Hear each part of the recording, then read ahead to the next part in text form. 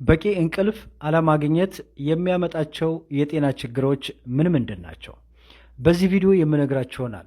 ትላንትና በሰራሁት ቪዲዮ ላይ በተለይም ደግሞ እንቅልፍ የማትተኙ ሰዎች እንቅልፋችሁን ለማስተካከል መጠቀም ያለባችሁ ሰፕሊመንት የሚል አንድ ቪዲዮ ሰርቼ ነበር።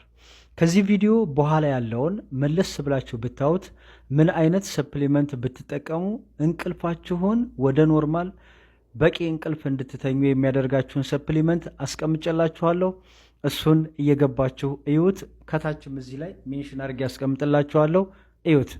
እንግዲህ በቂ እንቅልፍ አለማግኘት በሰውነታችን በአእምሯችን ላይ ከፍተኛ ተጽዕኖ አለው። እንቅልፍ የሰውነታችንን ስነ ስርዓት መልሶ ለመገንባት ጉልበት ለመሰብሰብና የአእምሮ ንቃተ ህሊናን ለመጠበቅ እጅግ በጣም ወሳኝ ነው። በቂ እንቅልፍ አለማግኘት የሚያስከትላቸው ዋና ዋና የሚባሉትን የጤና ችግሮች ልንገራቸው። የመጀመሪያው የአእምሮና የስሜት ችግር መኖር ነው። የማስታወስ ችሎታ መቀነስ። በቂ እንቅልፍ ሲያጡ አንጎል መረጃን የማቀናበርና የማስታወስ ችሎታው ይዳከማል። ሌላው የስሜት መለዋወጥ ነው። ከፍተኛ የመረበሽ ስሜት፣ ለቁጣ መጋለጥ፣ ጭንቀትና የመንፈስ ጭንቀት ዲፕሬሽን የመፍጠር እድሉ እጅግ በጣም ከፍተኛ ነው። ሌላው ትኩረት ማጣት ነው። እንግዲህ በስራ ወይንም ደግሞ በትምህርት ላይ የማተኮር አቅም ይቀንሳል። ይህም ለስህተት እንድንጋለጥ ያደርገናል። ሌላው የአካል ጤና ችግሮች ነው። እንግዲህ የሰውነት በሽታ የመከላከል አቅም ይዳከማል። እንቅልፍ በማንተኛበት ጊዜ፣ እንቅልፍ በሚወስደን ጊዜ ሰውነታችን በሽታን የሚዋጉ ፕሮቲኖችን ያመርታል። እንቅልፍ ሲያንስ ግን ለተለያዩ ኢንፌክሽኖች በቀላሉ የመጋለጥ እድላችን ይጨምራል። ሌላው እንቅልፍ በማጣት የሚመጣብን ችግር ምንድን ነው? የልብ ህመም ነው። እንግዲህ የልብ ህመም መኖር ይፈጠራል። በቂ እንቅልፍ ማጣት ለደም ግፊት መጨመር፣ ለልብ ድካምና ለስትሮክ ተጋላጭነትን በእጅጉ ይጨምራል። ሌላው የስኳር ህመም ነው።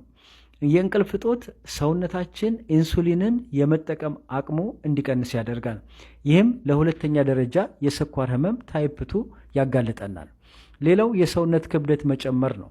በቂ እንቅልፍ አለማግኘት የምግብ ፍላጎትን የሚቆጣጠሩ ሆርሞኖችን እንዲረበሹ ያደርጋል።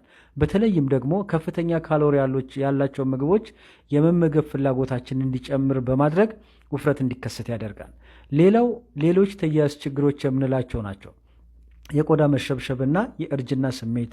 ሰውነታችን እንቅልፍ ላይ ያለን ቆዳን የሚጠግኑ ሆርሞኖች ያመነጫል፣ ስንተኛ ማለት ነው። ይህ ሲታወክ ወይም ደግሞ ሳንተኛ ስንቀር የቆዳ ጥራት ይበላሻል። ሌላው የአደጋ ተጋላጭነትን ነው። እንግዲህ ከፍተኛ የእንቅልፍ እጦት መኪና መንዳት ባሉ ተግባር ላይ ትኩረት በመንሳት ለከባድ አደጋ እንዲጋለጡ ያደርጋል። ሌላው በመጨረሻ በወንዶች ላይ የቴስቴስትሮን መጠን መቀነስ እንዲኖር ያደርጋል። ምክንያቱም የቴስቴስትሮን ሆርሞን በብዛት የሚሰሩት እንቅልፍ በምንተኛበት ሰዓት ስለሆነ ማለት ነው። ስለዚህ እንቅልፍ ባለመተኛታችሁ ብቻ እነዚህን ሁሉ የጤና ችግሮች በእናንተ ላይ እንዲከሰት ያደርጋል። ስለዚህ በቂ እንቅልፍ መተኛት ለጤናችን እጅግ በጣም ወሳኝ ነው። ከዚህ ቪዲዮ በኋላ ያለውን የሰራሁትን ምን አይነት ሰፕሊመንት ብትጠቀሙ እንቅልፋችሁን ማስተካከል እንደምትችሉ የሰራሁት ቪዲዮ አለ። እሱን እንድትመለከቱ ጋብዝኳችሁ። መልካም ጊዜ